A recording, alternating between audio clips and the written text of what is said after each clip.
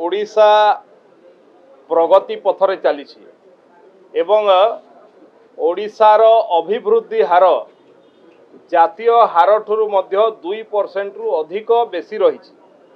ये सूचौछि जे ओडिशार अर्थनीति गोटे मजबूत अर्थनीति, ओडिशार अर्थनीति गोटे लोकाभिमुखी अर्थनीति एवं बिजु जनता दल 24 वर्ष भितरे किभली राज्य को चलाउथले योजना घोषणा करिकरी तार अर्थ बराद करि पारु नथले।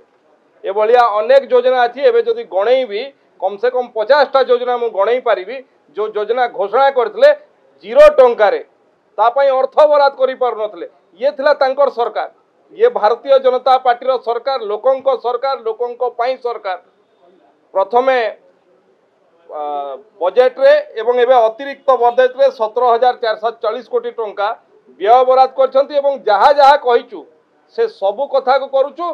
जो घोषणा आमे करिचु सबुथि पाई अर्थ बराद मध्य करछु एवं काम मध्य चलीची, जहा रिफ्लेक्शन आपण नुआपड़ा रे देखिले जे लोके सरकार को पसंद करछंती, सरकार रो आर्थिक परिचालना को पसंद करछंती। राज्यर अभिवृद्धि जातीय स्तर ठू अधिक भाव रे बढ़ीची। ओडिशा प्रगति पथर अछि। जो मानक पाखरे किछि कहिबार नाही, जो माने सह सह योजना घोषणा करथले ता पई अर्थ बराद करि पारु नथले, से पुणी अर्थनीति कथा कोन कहबे। एवं दीर्घ 24 वर्ष रे सामाजिक परिवर्तन केते हिची तार उत्तर रखंतु।